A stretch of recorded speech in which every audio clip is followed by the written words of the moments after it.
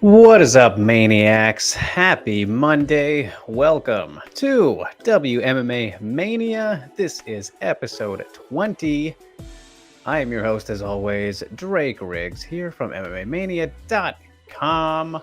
How are we doing? Hope you're all well, as we had another weekend of action this past week.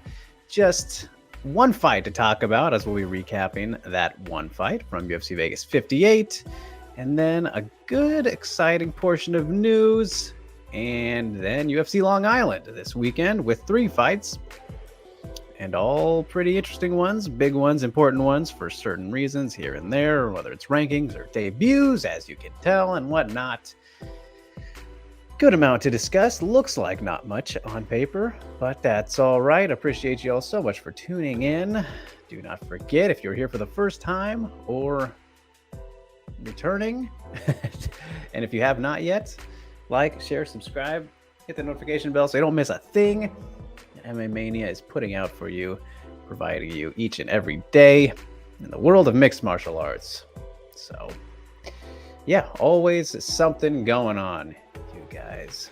So, all right, how are we doing? Alvin is here, says greetings all. Every fighter follows a difficult path with a destination, whether it leads to success or failure is a beautiful product that should be celebrated. Great way to kick off the Monday, Alvin. Really like that kind of injection here. Jin says, hi Drake, are you familiar with the Bloody Elbow podcast or the Bloody Elbow MMA publication? Yes, I'm well aware of Bloody Elbow. Yeah, there are technically, sister site of MMA Mania, all under the SB Nation umbrella. I have not heard their podcast, but I know that they are indeed a website. Yes, I've known about Bloody Elbow for practically my entire fandom. So, yes. Rue says, what's up, Drake? The best women's show on YouTube consistently. Oh, too kind, sir. Yes, 20 straight weeks now of the new version of the show, obviously, WMA Mania. Kind of crazy. It's been 20. That always is a good landmark to hit. So, good to see everybody. Good to see you as well, Sammy. And so let's get into things, right? Let's get into it with UFC Vegas 58. Just the one fight, because we lost out on Cynthia Calvillo versus Nina Nunes because Nina got sick. And now that fight has been rebooked for... I was literally just looking at it.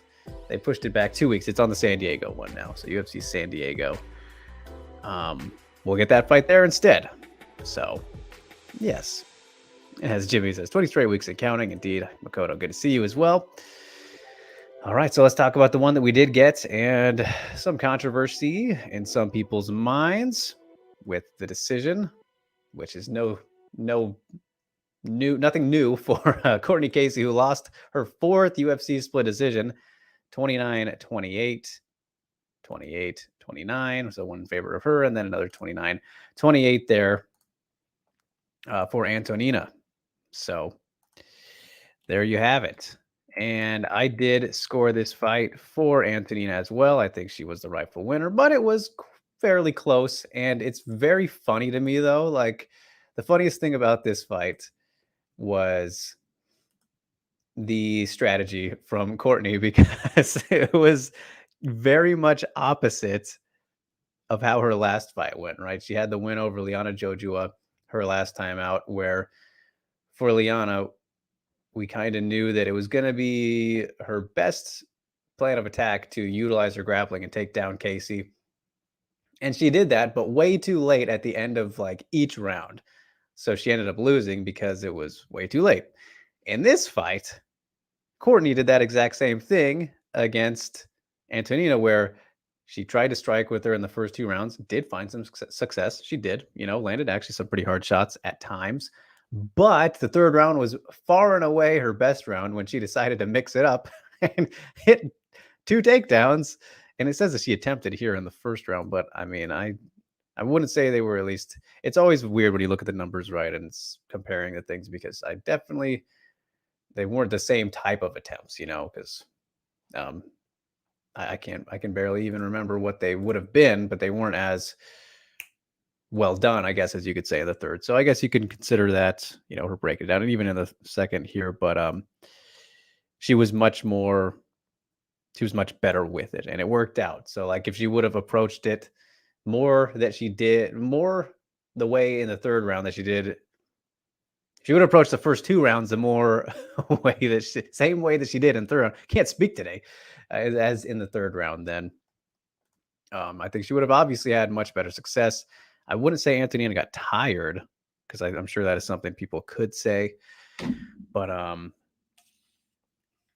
yeah, kind of a typical performance from her at this stage. I think we know that she isn't going to go to the top anymore. She's never going to be a fantastic grappler. Neither of them are, but still, Casey was slightly better, I think, as we saw in that third round. Well, almost the entire round of control there, as you can see, 254.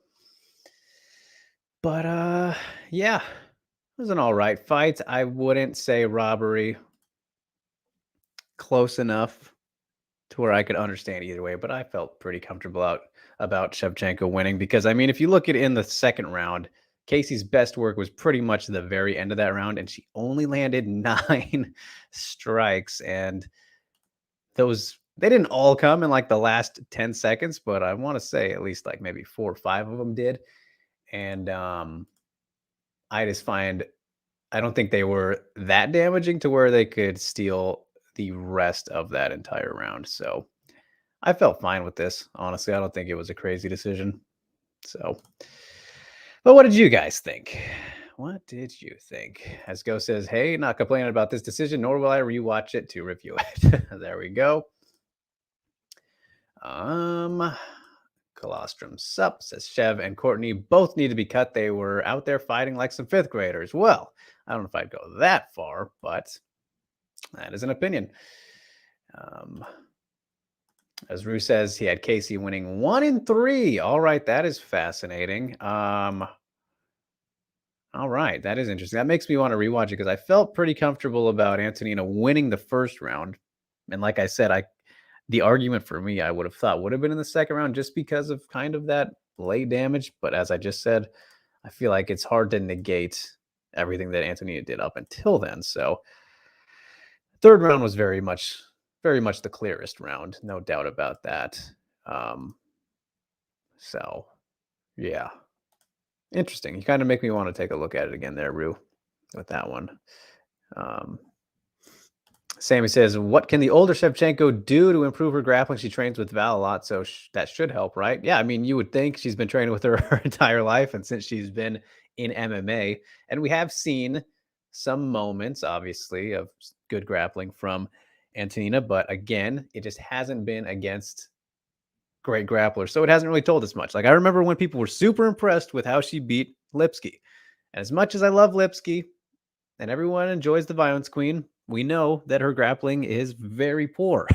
So it really wasn't that impressive.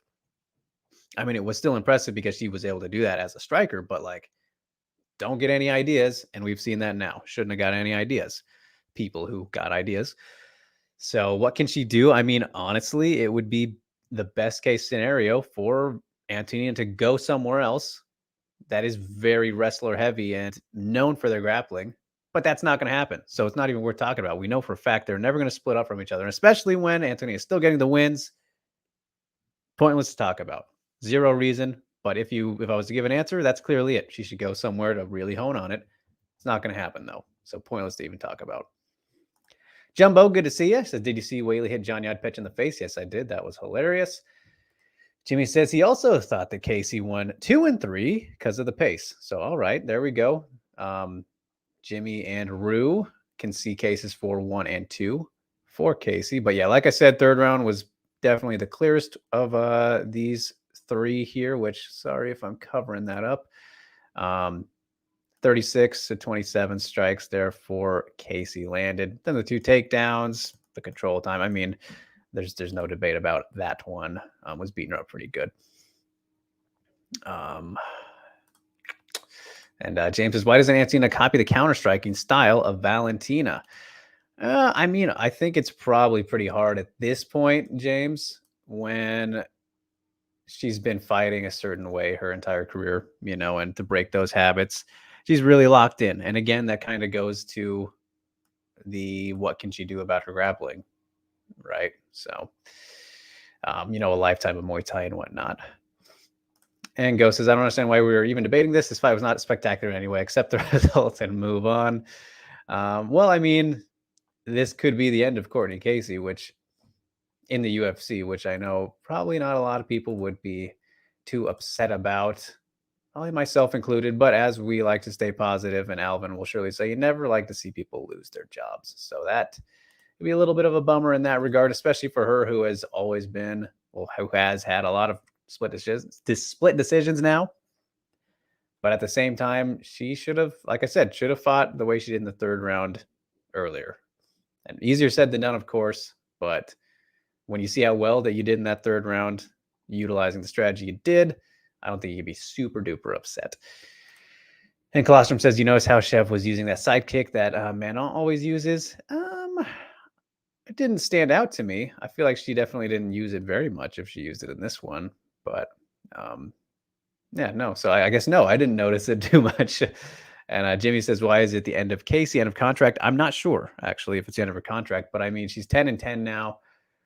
And yes, she did have the Jojua win, right? But I guess that's a good point, Jimmy. I'm glad you said that. I guess I couldn't see her being cut considering the recent results. But if it is end of contract, I wouldn't be surprised if they didn't re-sign her, since she has been around for a while.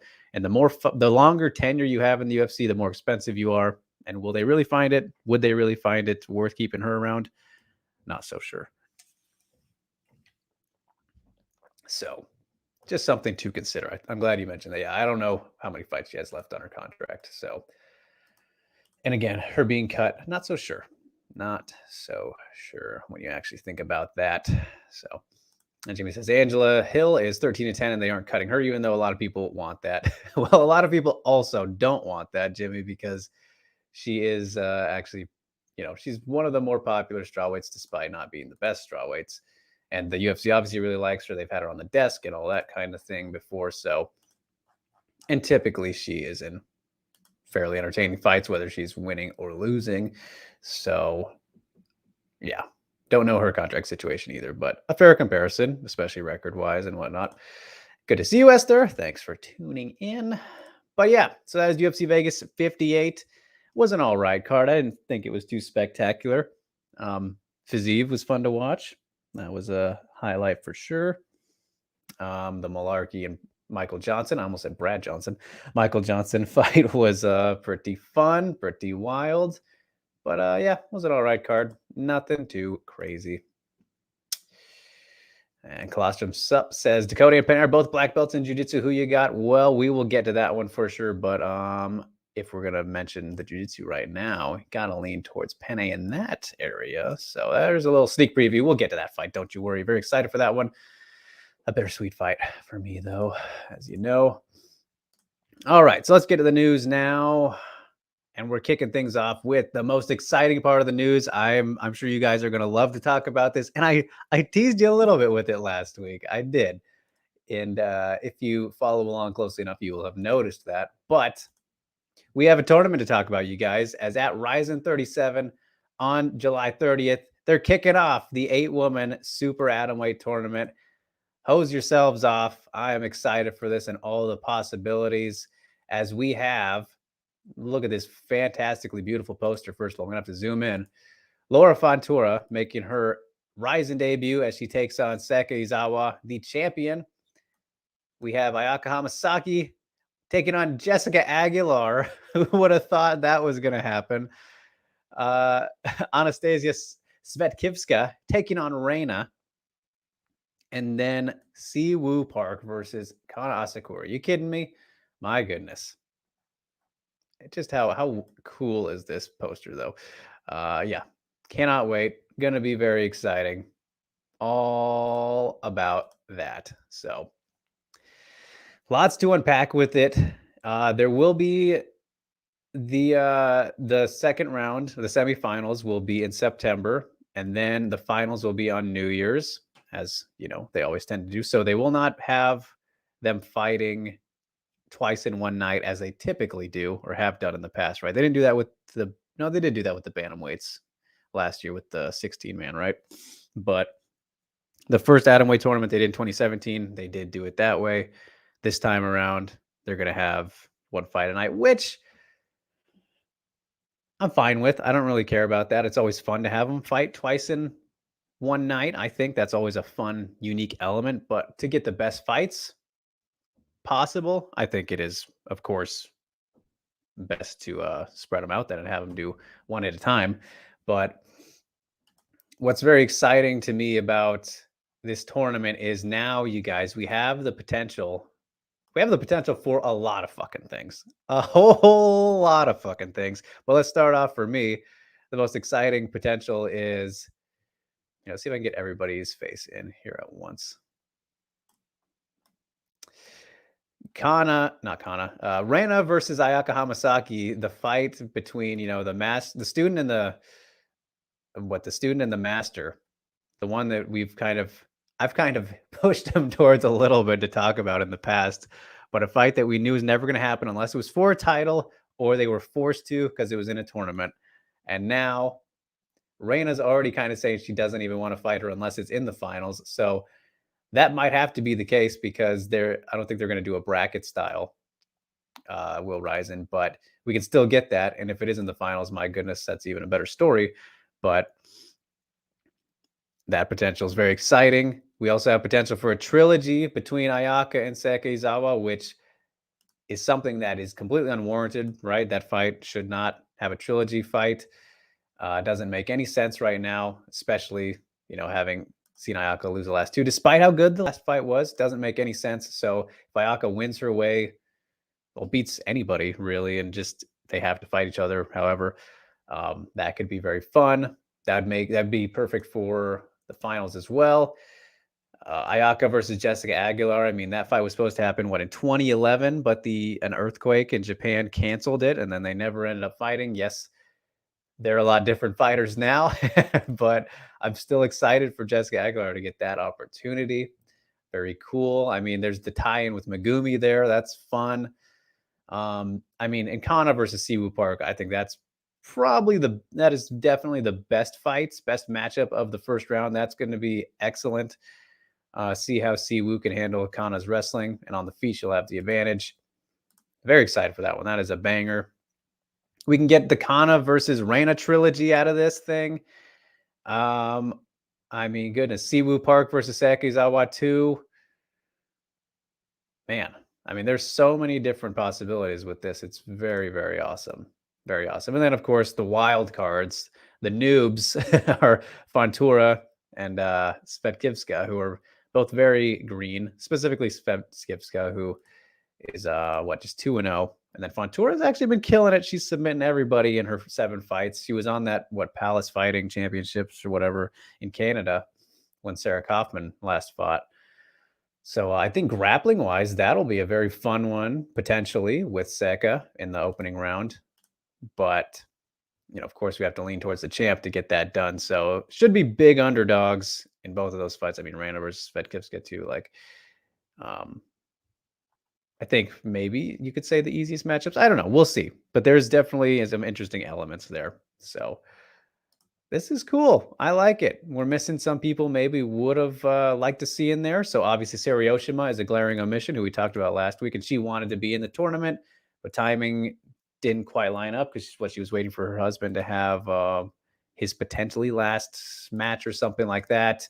And now Sayori is the alternate, as far as I know, to my understanding. If anyone can't go, Sayori will be in, and that makes complete sense. She absolutely should be in this as one of the best atomweights in the world. So you don't want anyone to fall out, but if they do, that's a fantastic replacement and a very tough replacement. So it'd be great to see Sayori in this potentially. So yeah. Let's see.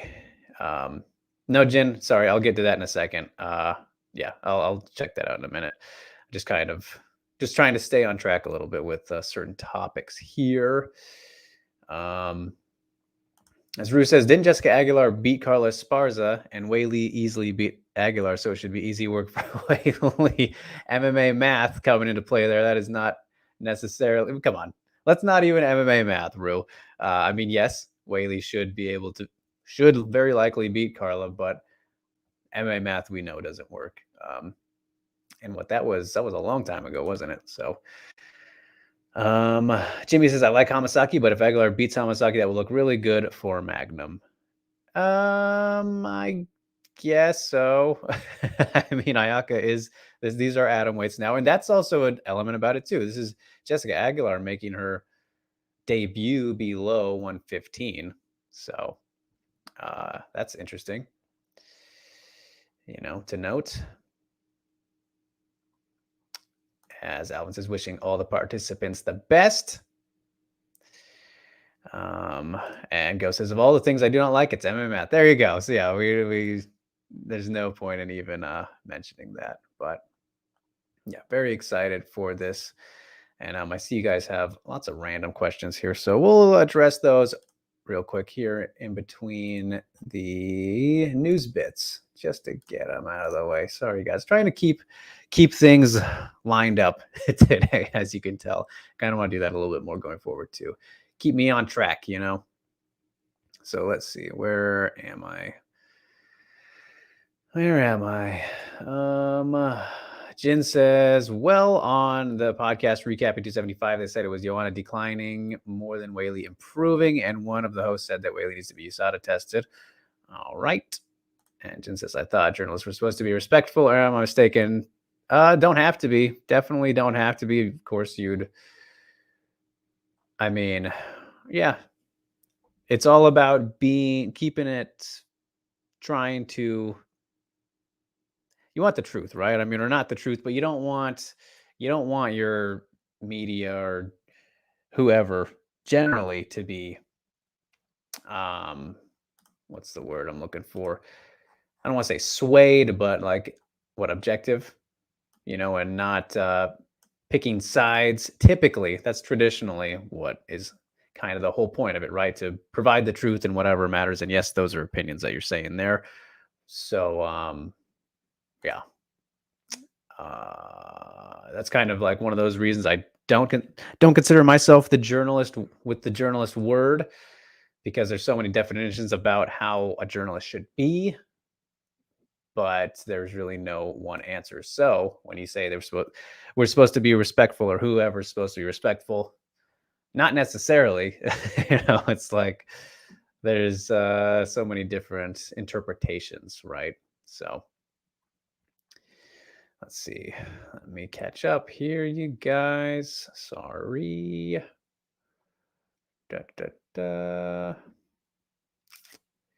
Yuna, good to see you. She says, did you see Alex Pereira use the body jab to set up his left hook? Ghost was talking about that, building off the jab like that.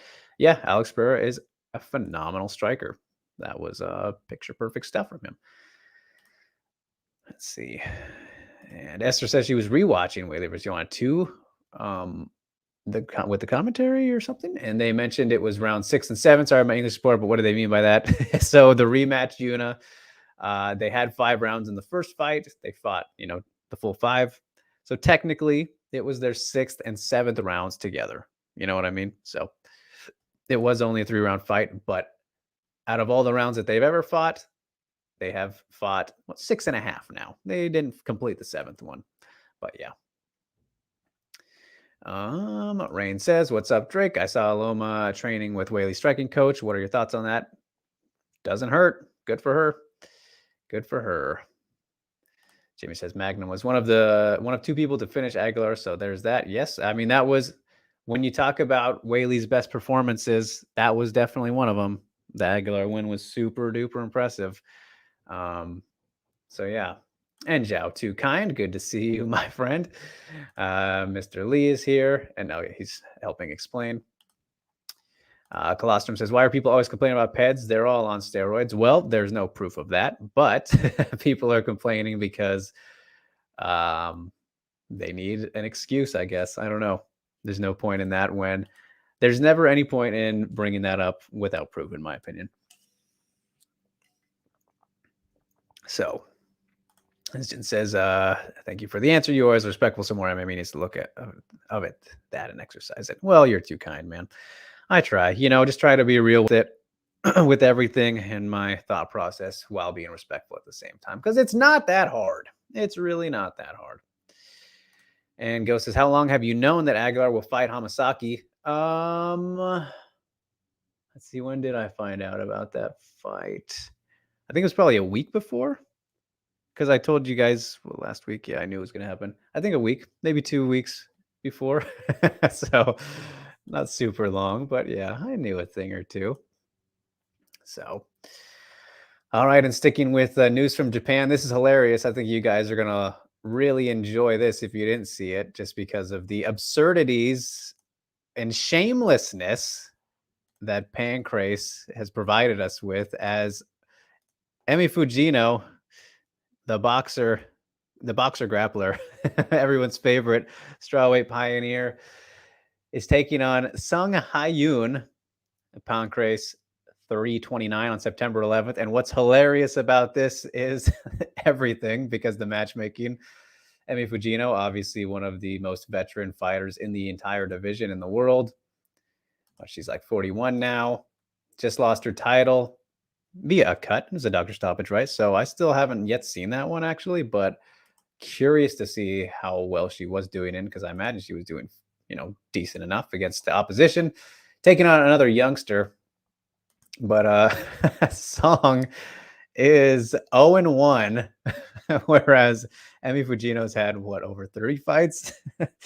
So this is just embarrassing, if we're going to be honest, on Pancrase's part. And as much as I do adore Emi, like, why are you taking this fight at all? I mean, just to stay active, I imagine, but like, there should be better options for her out there. So this hurts my soul a little bit. This kind of fight should not be supported. And if Song pulls off this insane upset, then it is time to retire for sure for Emi Fujino. So this is hilarious. This is quite crazy. As James says, this is hilarious. Will she throw a kick in this fight? Probably not. And Ghost says, this smells like manipulative BS. Why do this to pad up a record? It's not right. 100%. And I mean, not like Emi's record needs padding. So my thought in this kind of situation would be, oh, there's literally no one for her to fight. But I just don't necessarily believe that when you look at places like Deep Jewels, and she could fight at atomweight again in Ryzen. So I don't know what the fuck we're doing. It's just painful. It is just painful. And Jumbo says, is it wrong to take fights like this one? Yeah, that's exactly what I'm saying. Like, but at the same time, someone like Emi, she's never going to turn down anything. So, and Jumbo, as you're asking, whose fault is it in the situation? I think it's definitely on the promotion. And for like someone like Song, crazy, it's like there's no real loss for her in this. She's in the best position possible. She has literally everything to gain. All this does for Emi is keep her active and, get her back in the win column, most likely. But this is entirely on the promotion, in my opinion, for setting it up, So Jin says they do this to MVP and from Bellator, and I don't like it. Well, this is a lot more extreme, I think, than that. But yeah.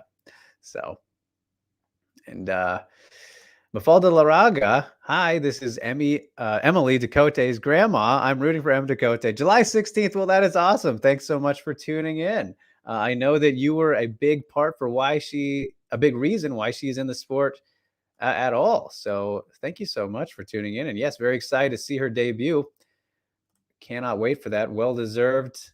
Very awesome stuff. We'll definitely be watching. So Emily is fantastic. We're all Emily Ducote fans here. So thank you for finding the channel. And we'll get to that fight and talk about it here eventually. And thank you again for getting her into the sport, essentially, as she has credited you for. So that's cool. Thanks for dropping by. So yeah, let's talk about happier things though now, after the nonsense matchmaking there. And good to see you as well, Mary. How are you doing? So, all right. And now we get to the fake atomweight division, but with a very, very fun and exciting fight. But first, as Rue says, if you were a promoter, who would you give to Emi Fujino if there are no fights? Well, if there are no fights, if you're a promoter and in Japan in this case, right? Let's look at the entire situation, and you cannot find Emi Fujino fights, then you should let her go because that is just insane.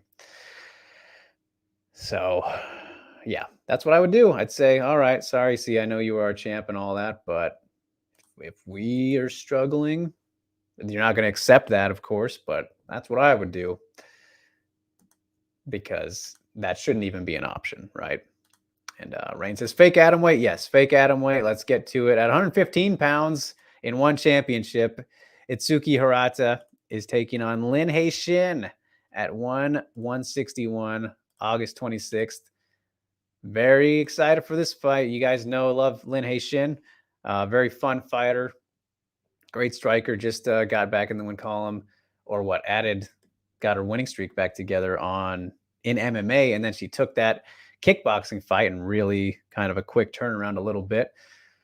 And now she's taking on Itsuki, who is coming off that loss to Jihin Radzuan. I will probably try to talk to at least Lin before this fight because she is always she's a great personality, very fun fighter to watch. Has some great kicks, was on point in that kickboxing match. Very impressive for her to, go back and forth like that. So in this one with Itsuki, at its core, striker versus grappler, but I like it. I think this is a good, fun matchup and one that could get her obviously closer. We get each of them closer to where they want to be, but Itsuki has to rebound now, so probably slightly more important fight for her. But yeah, I'm all good with that one. Going to be fun. As James says, so Itsuki is just going to take Lin down with a head and arm. I mean, she'll probably try. No doubt about that. And Rue says, would you also blame Emi for accepting the fight offer to a 0-1 opponent? Yes, I do. Exactly. Like I touched on that a little bit.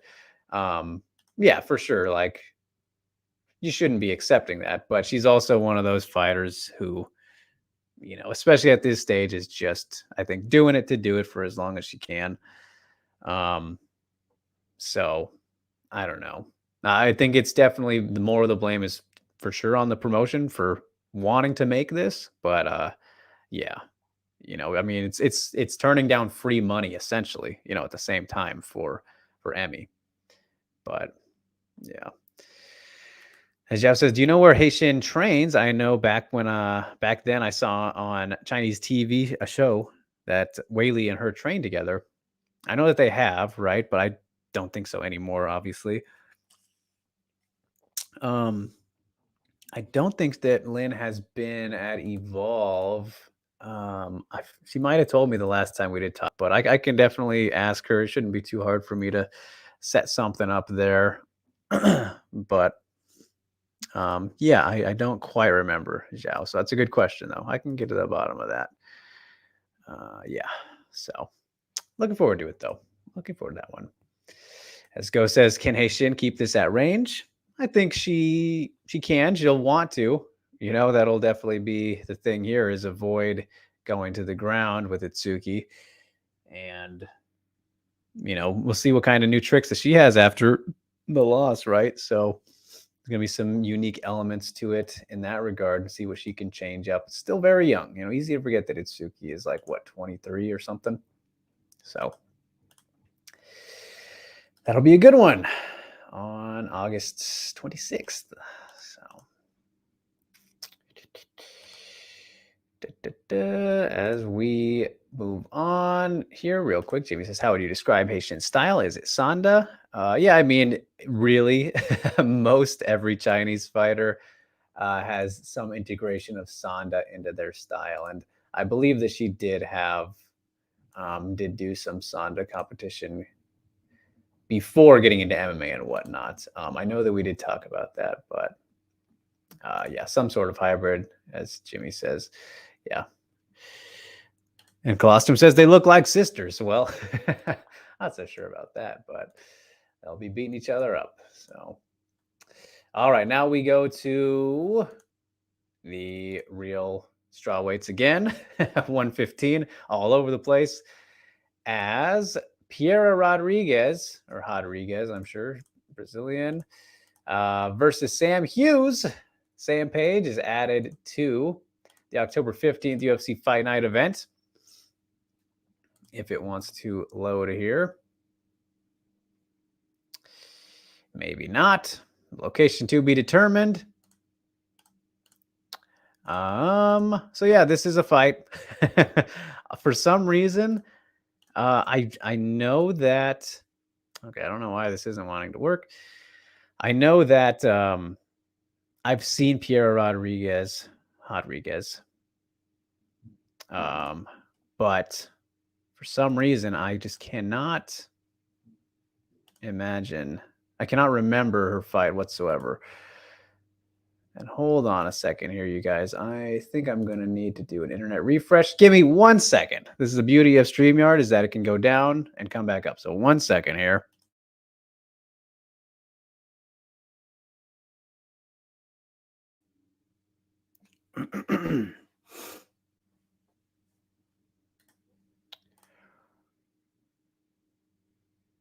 All right, are we good?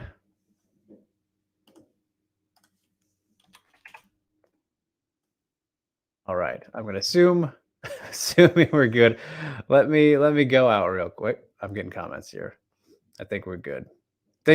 Sorry, guys. Technical difficulties. That's never happened before on the show like that. But looks like we're good. I'm getting some movement here. All right. I was going to look up Piera Rodriguez. Because she's blanking my mind. 8-0. So that's good for her. Sam Page, just getting some wins in the UFC now, finally. Oh, that's right. She's from Venezuela. So the Kay Hansen fight. That's right. That's what it was. Okay. Yeah, I still barely remember that one, if at all. Got the win over her in April. She beat Valeska Machado on the Contender Series. Okay, all right. Now this is coming back to light. Yeah, for some reason she has been wiped from my memory in those two performances. But taking on Sam Page, you know what Sam Page always likes to do: get things to the ground, make things ugly. So she's got 2 fights in a row now that she's won. The Estela Nunes one, and then Elise Reed. So this is fine matchmaking. These are prospects. They're coming up. They're trying to do their thing. No problem with it. Is what it is. Let's see how this card shakes out. So, as James says, has Sam Page improved? I don't know if I'm ready to say that, but she's very persistent. I don't know. I don't know if I would necessarily say she's improved yet, James. Had some, solid matchups. Here, the Elise Reed one, there was kind of a size difference there, and utilized her game pretty well in that one. So I don't know if I'd say she's improved just yet. As Jimmy says, is Sam Hughes UFC ready? She got thrown to Tisha early. Do you think that should have helped her in theory? Not really. I mean, that was short notice, right? That was like, 2 weeks maybe? I don't remember who that was supposed to be, but I don't think makes too much sense in that theory. And is she ready? Well, she's winning now, so she didn't look like it for the first couple fights, that's for sure. But she's got some wins together now, so I think you have to say so. And Jin says, can Sam handle pressure? Well, we've seen that's been quite a problem for her in the past, so I don't think that's necessarily been fixed just yet either. And Rue asking if this is going to be a layup. I don't necessarily think so either. So I think it's a pretty fair matchup. This will be a tough one in certain areas for each lady, but yeah, I'm fine with the matchmaking for sure. So yeah, I got no problems with it in the end. So what do we got here from Mr. Sammy? Says, I saw your Sarah McMahon interview. Well, thank you so much. Yeah, go check that out, you guys, if you have not seen it yet.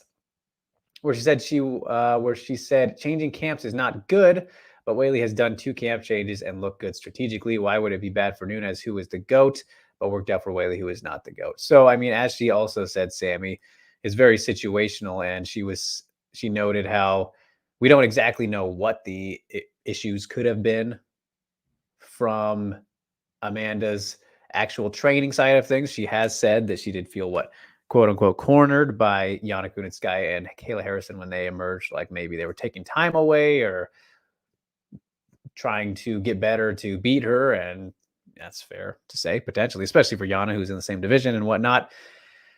But Sarah also said, like, you know, that we don't know if there were any other issues beside that maybe she had problems with, and if it was the attention, yada yada, who knows. So it's just situational and different for everybody. Why would it be bad for Nunes? Well, she's been at that place for so long, and I don't know. There's a lot of different reasons, but they're all different kind of situations too for each person.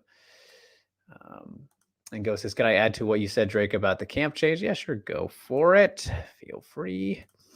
As we'll move along here, and we'll get to those comments when you provide them, Ghosts. But we have a fight that I am very much looking forward to, and I am super duper excited to get this one as a main event. And there's a spoiler alert for you if you don't know where we're going. But Ghost says right here, you guys know why these coaches were the ones that sought out help because they knew that they needed to help from a tactical standpoint. So there you go. Looking for some extensions, if you will, in that regard. But yeah, I'm sure there's more that Ghost has to say there. But before that, we'll get to this last bit of news here, which is a big one in the strawweight division. It's Mackenzie Dern versus Yan Xiaonan is set to headline the October 1st Fight Night event. So what that is, 2 years in a row now where not only are the strawweights getting that same date main event, but Mackenzie Dern is, because I'm pretty sure wasn't that the same day that Dern versus Rodriguez happened? I think it was. And now I want to check just out of my own curiosity and to see how good my memory is, because if I can remember that exact date, I think that's pretty impressive, as I'm forgetting more and more things these days. I was close. It was October 9th. I was very close. There was probably an event on October 1st last year. Oh, no, it would have been a different date, right?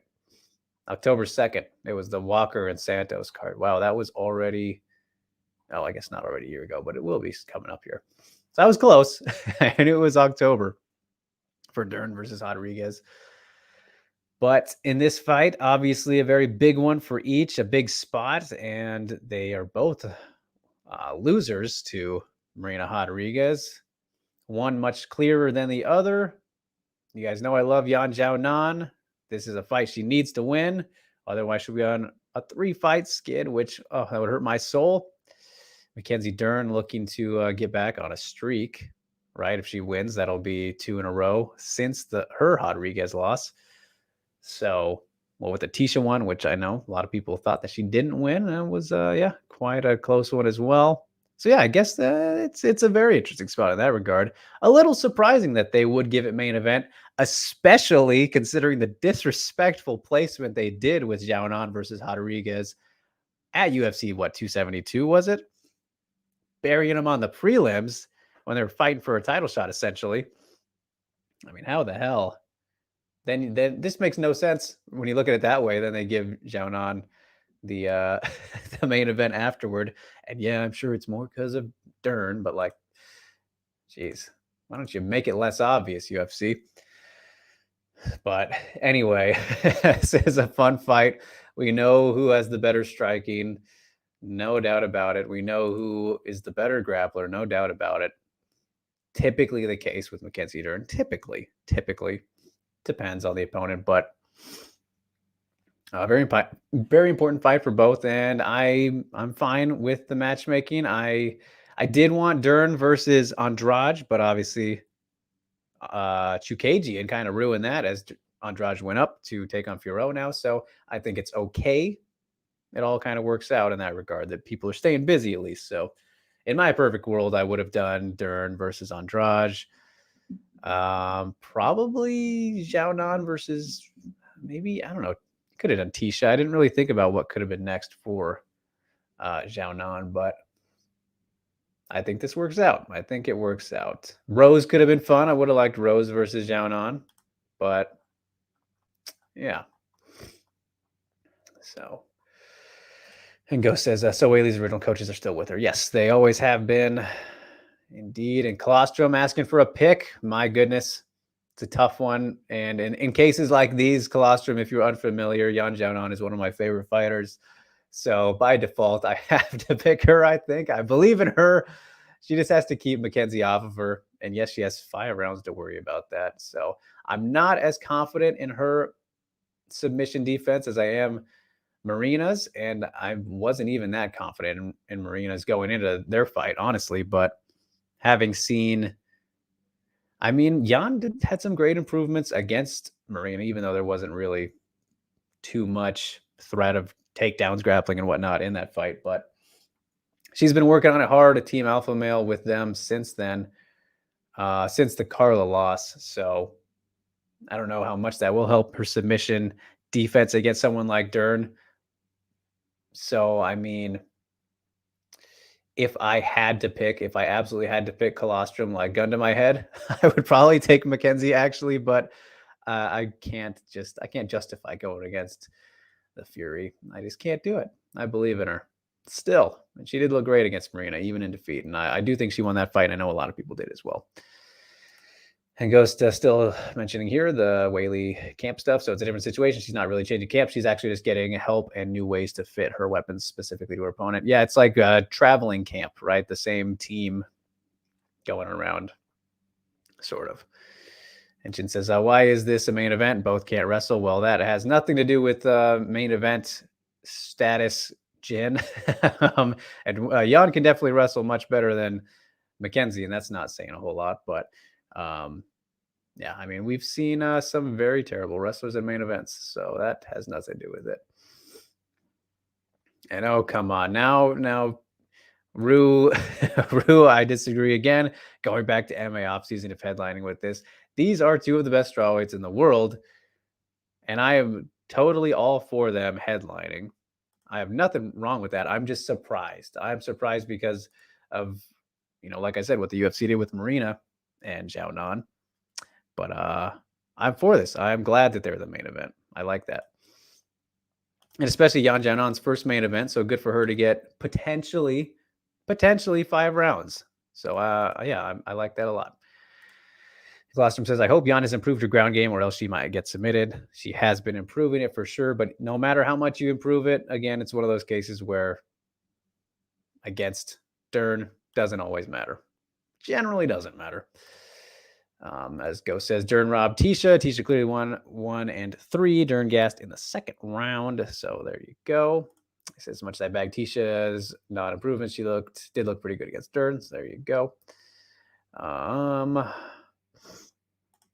Colostrum says, do you think Marina versus Rose should be next? No, I think it should be Marina versus Carla rematch. And Rose, I don't know what you do with her now. Because like I said, I probably would have done Xiaonan versus Rose. But I don't know what you do with her. And she's always fine waiting around. So she might just wait to see what kind of opens up. But yeah. I think Marina should get the title shot. Colostrum. I've been saying that. And Rain says, why is the UFC making weak cards like this? Well, I don't know exactly what all is on the rest of this card in October. I'm sure there's not a lot on it just yet, but I like this headliner, you guys. So sue me. James says, you guys keep talking about improvement. What improvements? Both these girls still look the same. Improvements is what Whaley made in only a few months. Mr. Lee says, I would love to spar and be punched in the face by Zhang Weili. All right, well, you can probably make that a reality if you try hard enough. So Jin says, if you did do Marina versus Carla, that would be the first title fight on the prelims. That is 100% false. That would not be the case. All right.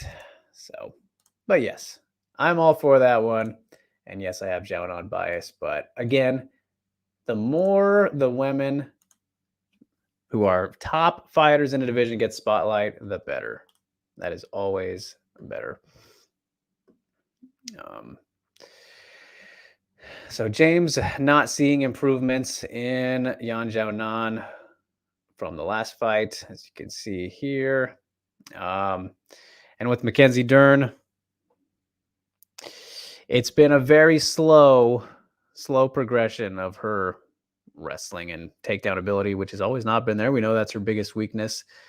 And kind of been roller coaster-ish with her striking and boxing specifically, as she has had moments of looking great and then reverted a little bit in that Nina fight, but then did show us she could get a takedown in that one. So I don't know. I do need to rewatch that. I want to rewatch that Tisha one just because you guys have been very adamant about Tisha getting the win there, and I felt that it was close, but I don't know, maybe it wasn't as close as I thought originally. And Colostrum says, how do you think Manon versus Andrade will go? Well, we saved that for the previews, my friend. Sorry to do you that way, but we'll save that for when that fight gets here. And Jimmy says, I am completely against Marina getting a title shot. Whaley's 1 win is better than Marina's 4 wins. It's not a sport, but why try to make it one? Well, you can ask the UFC that last question. And says it's about who's more entertaining, who is a draw. Well, see, if that's what you want, Jimmy, then you are what the UFC wants. You are exactly what the UFC wants. Whereas other people want meritocracy and the actual sporting aspect of it, people who have earned it, getting what they deserve and whatnot. And, love Whaley. I do. You guys know this, but I can't agree with you saying her 1 win is better than Marina's 4, when again, her 1 win was against the person she last defeated and hadn't fought in 2 years and lost, like I said, defeated. And I don't want to get into that. I don't want to get into that. So we know Whaley will get the title shot because of these business aspects and whatnot, but not everyone agrees with that always. So that's pretty much the point. But you know how the UFC thinks. So it doesn't really matter. Yeah, exactly. Sammy says, Dana already said that was going to be a title eliminator. So yeah, precisely. And my cat is deciding to be annoying right now. Right as we get to the preview. Might have to tell him to shut up. As Colostrum says, Dern had more control time. She wrapped around Tisha like a python. How do you people think Tisha won? I don't get it.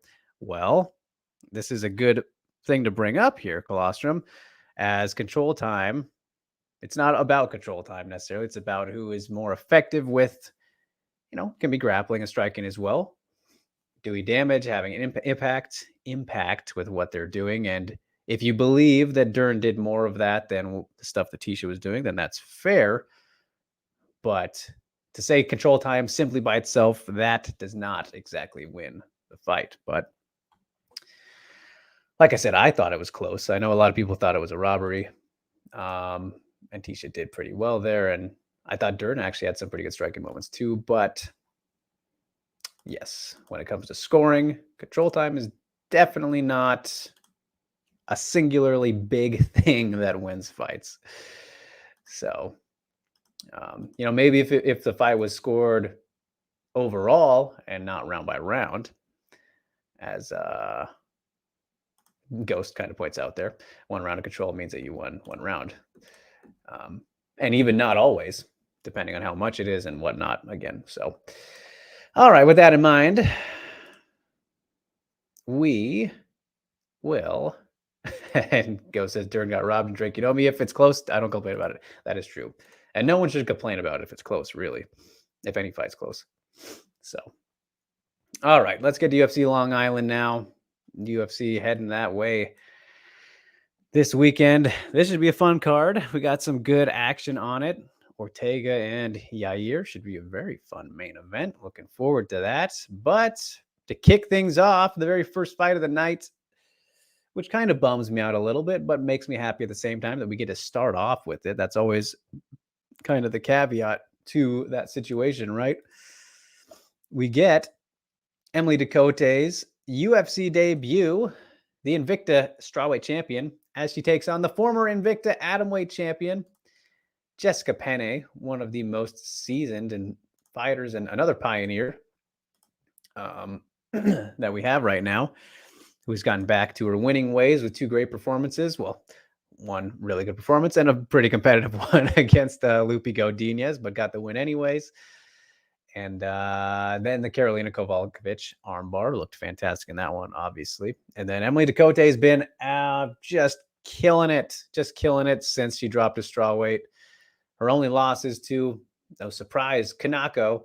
What's she going to do? Sorry, can't help you there always. But other than that, she has been just on fire. I mean, Emily Ducote just, she starched Janessa Moranjan. Fantastic knockout there. I think that was her debut fight in the division and as well as Invicta. And then good win over Juliana Lima. Just a clean performance. Of course, the all-timer against Danielle Taylor, the Mortal Kombat finish. What you going to do? And then a great performance against Zapatella in the last time out. A very much championship performance. Whereas, Jessica Penne, also two great ones, like I said there. Fun ones. And even though she's 39 now, still looking good. And she had that chunk taken away from her in her career, but wasn't because of injuries, right? We know that. So it hasn't seemed to impacted her whatsoever. But we'll really find out in this one against Ducote. As look at the odds makers giving the champ some love here. She's the minus 135 slight favorite to the plus 115 of Miss Penne. So I think I'd agree with that. I think that if you look at Ducote and especially that last performance, I mean, she just fought so smart, exactly how she should have against very patient approach against Zapatella and ultimately paid off for her. Didn't get, that exact same clean finish she has gotten in the past, but a finish nonetheless, caused the cut, really took no damage. And Jessica Penne, as much as her striking has improved over the years as well, movement has been nice, working with the people at Alliance, Dominic Cruz, Angela Hill, and whatnot. Eric Del Fiero, fantastic coach. She's incredible on the ground. Jessica Penne can get on your back from practically anywhere. So, I mean, for Ducote, she will want to avoid that. But it seems like almost an inevitability, if you will. But if she kind of fights with a similar approach, I think, to the Zapatella one this last time out, should be fine. And I don't expect Jessica to shoot for like any doubles or any, big takedown attempts like that. But we've seen Ducote has some pretty darn good takedown defense. She defended pretty well against Kanako, whether it was the takedown itself or when she was actually on the ground. And, of course, Penne and Kanako are not really comparable fighters whatsoever, but especially lengthwise. Let's look at what we're working with here. We'll have of course, length advantages for Penne, who that's generally the case. 5'5" to 5'2", 67 inches to 64. Kind of crazy to think about. Ducote was at flyweight originally in her career. She was in Bellator before this. She's had practically two careers as Emily Ducote at this point. But yeah, I really like this fight. It's very bittersweet for me, though, because I do like both of them a whole lot. So for one, having to lose, that sucks. Unless we get a draw. But then no one gets paid, so we don't want that either. But it's just great to have Emily Ducote finally in the UFC, and we knew it was bound to happen as she continued to win as Invicta champ. So she can make some serious waves. She's one of the best right now, no doubt about it. And we might not have to wait very long for her to get into certain discussions. As James says, I like Jessica Penne. She throws up triangles from the fence. Exactly. She threatens from practically anywhere. She is willing to do that kind of shit. The most flexible fighter I think I've ever seen. And I know BJ Penn was definitely one people mentioned, but got to give some love to Jessica Penne for being able to, I'll never forget her fight with Randa, her UFC debut, when she escaped mount by just tossing up her legs, practically like arms, and just, pulling Randa off her. It was a crazy moment there. Yeah, it was, she's very flexible. So, let's see. All right, guys, let's not gang up too much here. I am seeing some things. I thought you were going to talk about the fight, but all right, arguing in the comments. Don't need a whole lot of that, but I'm excited for this fight. So, yeah, that is kicking things off at UFC Long Island, Strong Island, as some say. And then we move on to a fight that got moved from, what was it, this past 276, right? Flyweight division, the flyweight debut of Cupcake. Miesha Tate, she takes on Lauren Murphy in the first bout of the main card. So that's, even though this fight was moved, I still find that very surprising. All things considered, especially from the Miesha Tate side of it. And Rain, that is, I'm not reading necessarily what is going on here because I'm trying to run the show, but it's an opinion. He's fair to believe what he wants to believe. And unless you want to get into a rules discussion, which that'll take you down the road. But just because someone has a different opinion from you doesn't mean that they're not intelligent, unless they're showing you that they actually don't know something specifically. I don't know. Why am I even talking about this? I shouldn't even be talking about this. You guys, please sort it out. Please be respectful. Do not gang up on people and bully or anything nonsensical like that, because there is no place for that. People are allowed to think what they want, as Colostrum's saying there. So please don't make me moderate right now. And Alvin, if you're still around, help me out, brother. But Colostrum, you're free to believe what you want. Just keep it respectful, you guys. Jesus.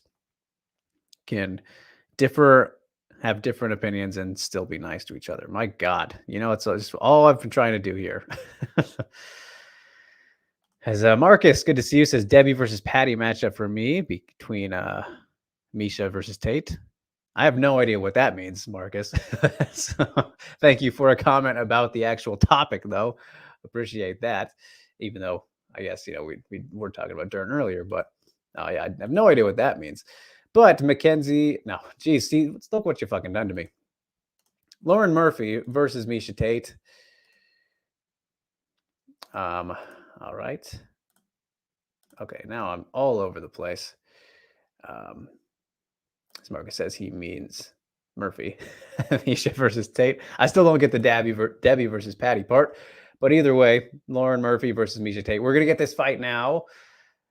And Lauren Murphy is the slight underdog. All right. So I don't know. That's kind of surprising to me as well, as much as we've seen how good that Miesha looked in that Marion Renault fight, the comeback fight, and then not terrible against Ketlin. A clear loss, very much a clear loss. She did not win that fight. There's no argument for that one. I don't think. If we're going to argue about decisions, no argument needed there.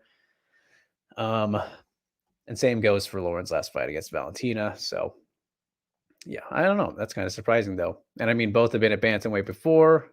People will not forget that Lauren was at bantamweight, but she was an Invicta bantamweight champ. I think she was the very first one, actually. And so that's interesting. And when you look at the numbers here, 5'5" to 5'6", 68-inch reach to 66.5, relatively close.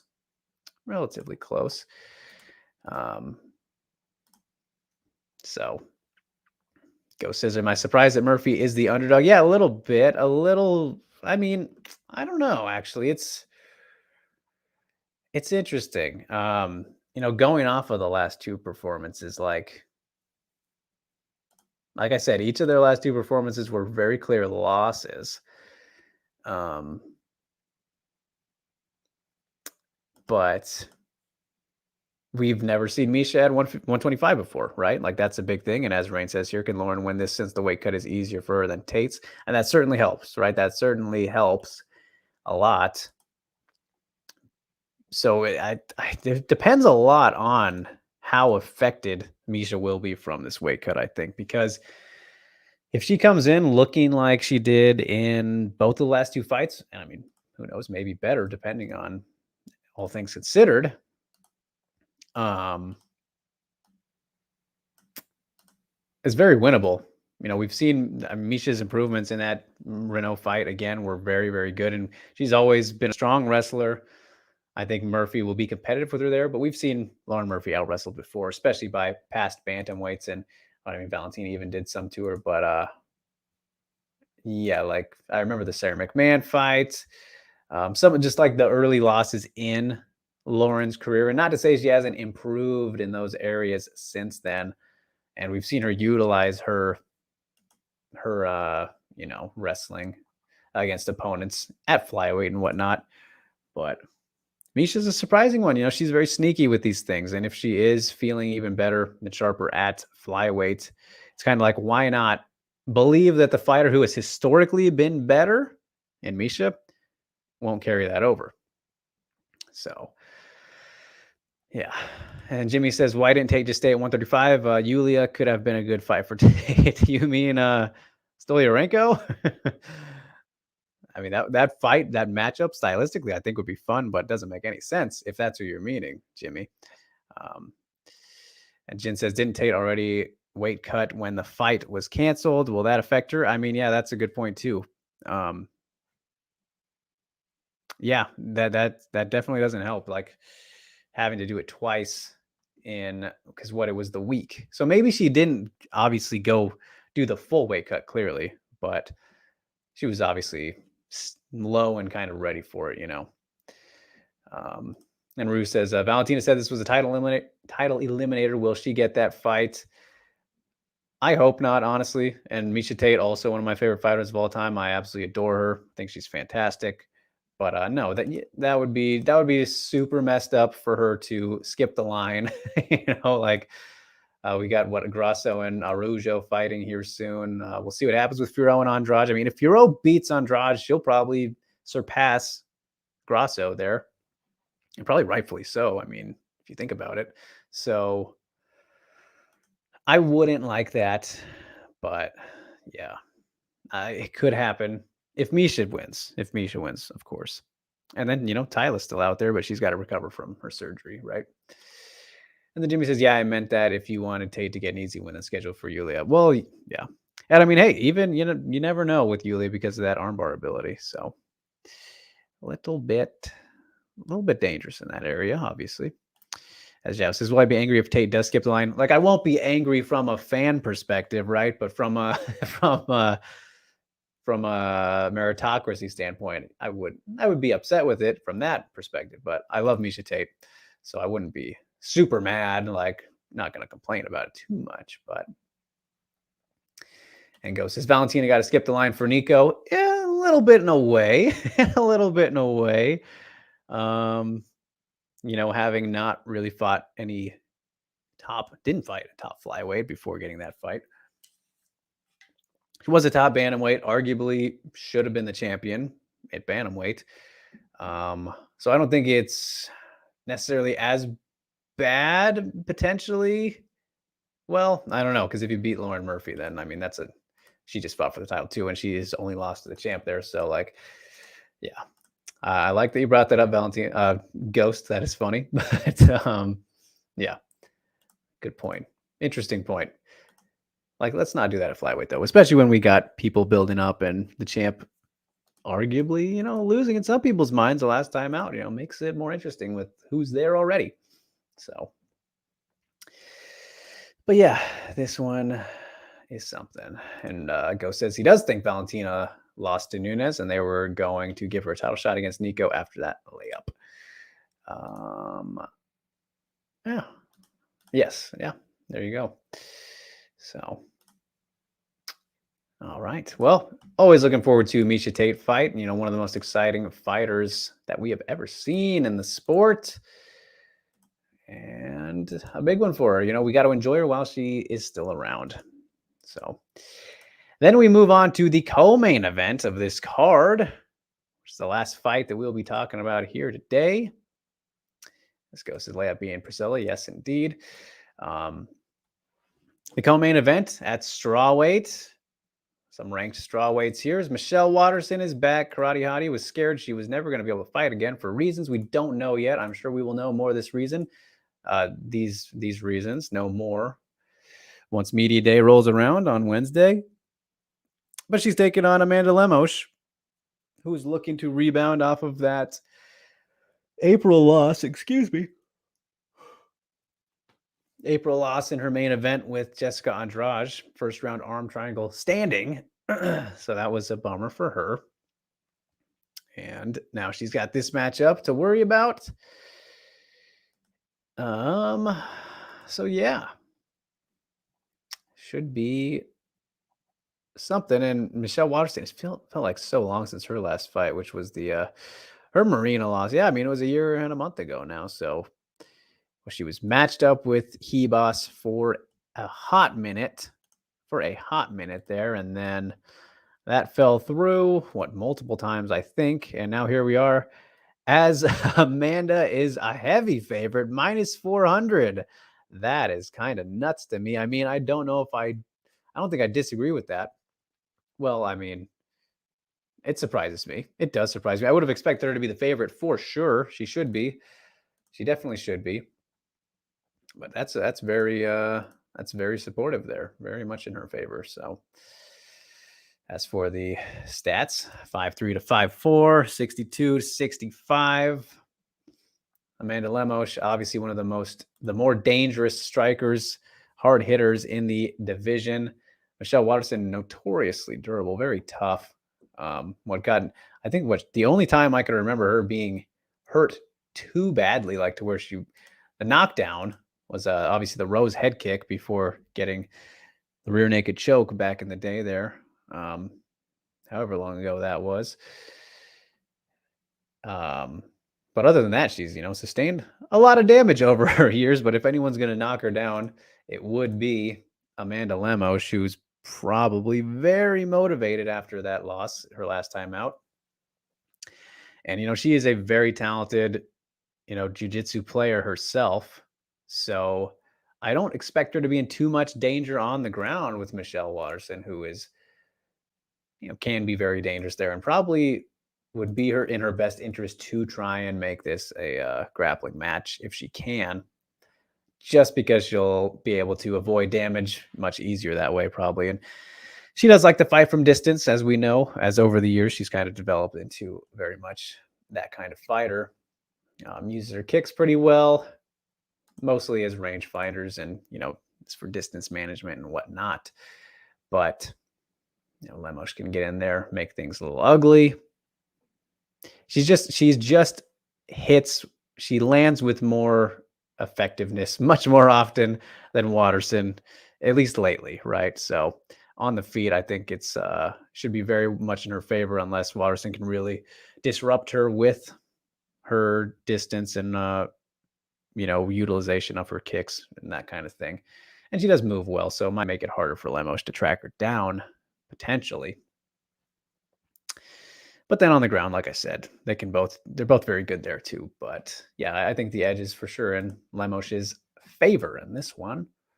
So yeah.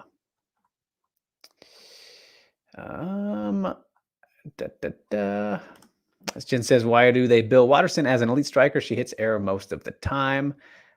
Who is billing her as an elite striker? Because that is not the case.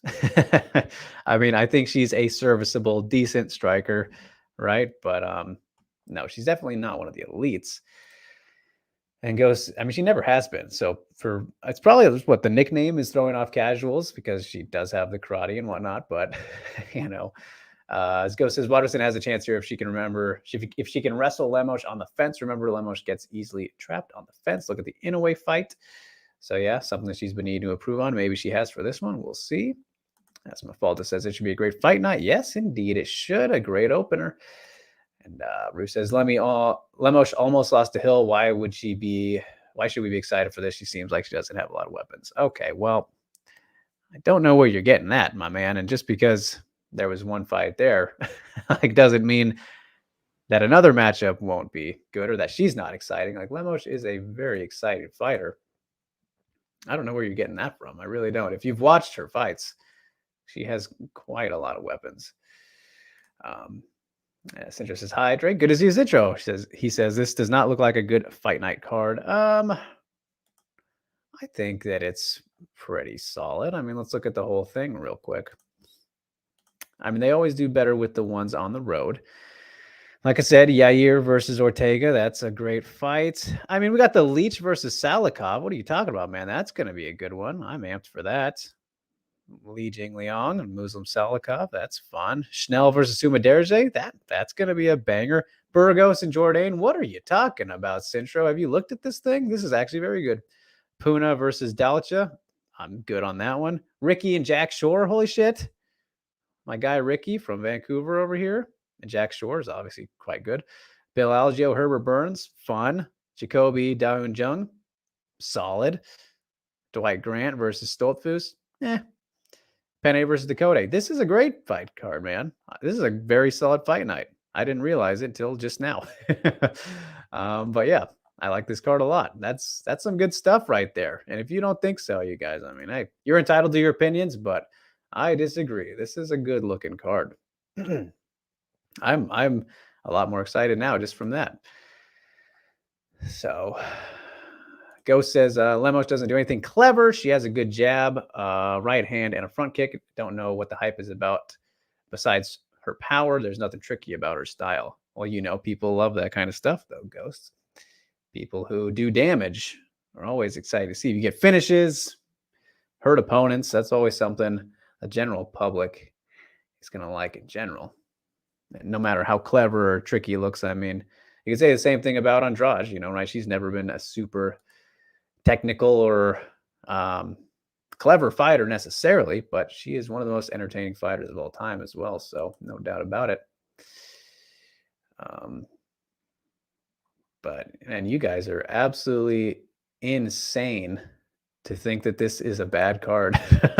I'm sorry. I'm going to say it. And this card is very good.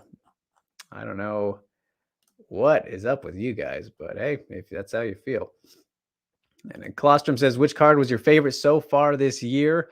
Great question, Colostrum. I think it's still probably is 275. I had so much fun watching that card. I really did. UFC Austin was amazing too. But shit, I think I was watching that in the airport mostly. Like, yeah. I thought 275 was a ball. I had so much fun watching that. It was great. I think it really might have been an all-timer. That card was so good. That's probably it. It's probably it for me. And that comes right to mind. So, you know, yeah.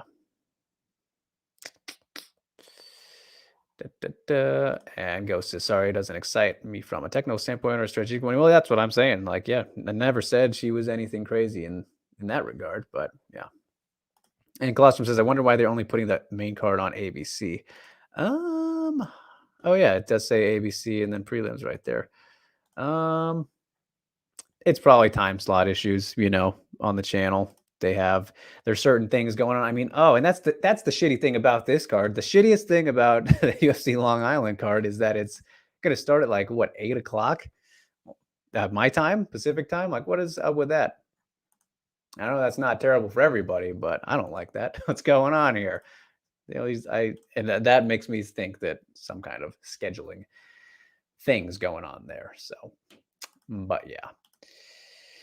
Either way, that is UFC Long Island, you guys. So, a fantastic card, no matter what you say. Sure, it will deliver. And if it doesn't, then hey, it's a great card on paper. So you never really know until it's over, obviously. 276, I did not think was very good. It's pretty decent, pretty solid on paper, was 276, but I don't think it delivered very much. But yeah. So Sammy says he is invested in the main event in the Salikov Leech fight. All right. Yeah, those are good ones for sure. But all right. All right. Well, I appreciate you tuning in, hearing me talk about it anyways, you guys. So that was UFC Long Island. And that concludes our show for the day. as we play the music on our way out. So, yeah. Thanks so much as always, you guys. Don't forget to visit MMAmania.com for all your MMA needs. Like, share, and subscribe to the channel, the video. Share it along, hit the notification bell. Do what you got to do to help us. It helps so much. You know, we'll always be here for you. You can follow me at DrakeRiggs_ or on Twitter, as well as Instagram if you'd like. More of a mixed bag over there, but I'm more of a Twitter guy myself. And as for the shameless plugs to close out the show, Colostrum did mention Sarah McMahon. So yes, I spoke to her recently. You can find that here on the channel, of course. And I also did speak to Emily Ducote a couple weeks ago before the fight with Jessica Penne. So that's on the channel as well. Read the article on the website, all that good stuff. And yeah, getting ready for Broaden Horizon. Episode 17 should be beginning. Plan is to begin production this week. And so that'll be coming before Ryzen 37, potentially 2, potentially 17 and 18. We'll see how crazy we get this month. But yeah, I think that's about it, you guys. Today, though, we'll be having, in about an hour, as you know, it's usually how we do that on Monday when I release the stories. Big feature story, a special one. If you guys remember the Randy Field one that I did, something similar to that, at least in terms of kind of the depth and the meat of it, the feature aspect. So with a fighter who you may not have heard of before, but they have an interesting story and one that was really impacted me a lot. Tugged on the heartstrings. Probably the only interview I've done where, and this is after the Randy one, the only interview I've done where I actually got choked up a little bit during it. So it hit me pretty hard. And it was kind of difficult to finish just for some relatability issues, but very good story. Please check it out. It will be dropping 2:30 p.m. Pacific time, MMAmania.com. So should be a good one. I appreciate you guys. But there we have it. Until then, I'll see you next week. Same time, same show, same channel. You know how it goes. Peace out, you guys. Enjoy the weekend.